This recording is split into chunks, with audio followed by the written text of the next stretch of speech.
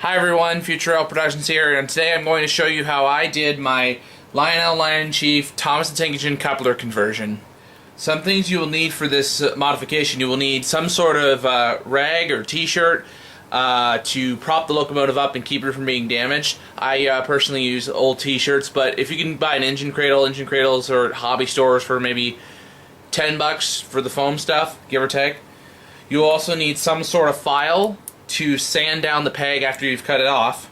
I personally use a toenail trimmer or fingernail trimmer file. It's small and easy to use on smaller areas, but you can use any file you want. And then you also will need a pair of scissors. Now, these are just for demonstration purposes. I don't recommend these ones specifically. There's some tiny little metal ones that have a really tough bite. So those are the kinds of ones you want to use for cutting off the peg. And then you'll need a conventional Thomas model with the original coupler. And then a LionChief model you wish to convert. You will also need a pair of screwdrivers, mini screwdrivers. You can pick these up at a Walmart or a hardware store. You will also need a pair of reverse action tweezers. These are really handy for holding small objects like screws and gaskets. You can pick one of these up at Hobby Lobby or any hobby store. First, lay down your rag.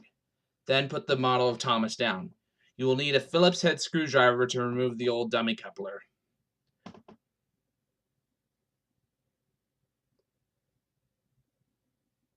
Once you find your Phillips head, unscrew the screw. Then remove the coupler and screw and put it off to the side. Then look at your conventional model of Thomas. You can see there's two pegs on either side, but don't unscrew the coupler. Be sure to take a photo of it so you know how the coupler goes on for later.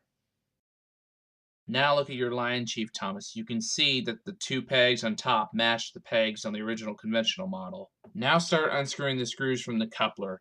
Be sure to be careful when you take off the coupler, as the rubber gaskets that you'll need later will pop off and fly away.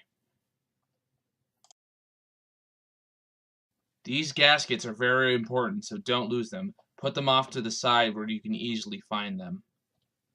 Once the coupler is removed, you should end up with the coupler assembly, two screws, and two gaskets.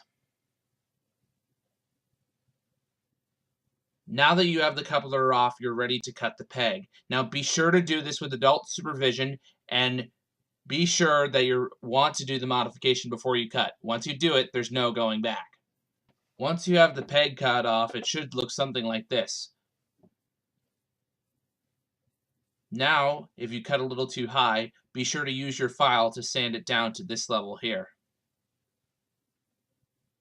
Now install the coupler assembly. Be sure to screw the screws into the pegs before you put the assembly on. It'll help screw it in later.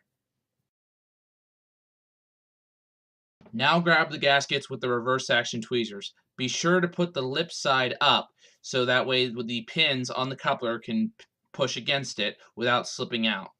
This will allow the coupler to turn when the train goes around a curve.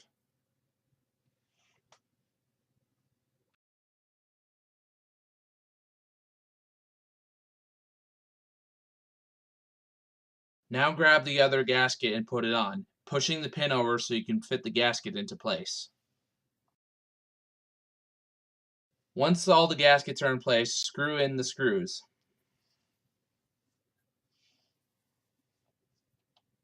And then you're done. Now you have an operating coupler on your LionChief Thomas the Tank Engine. And that's how I did the coupler conversion for my LionChief Thomas.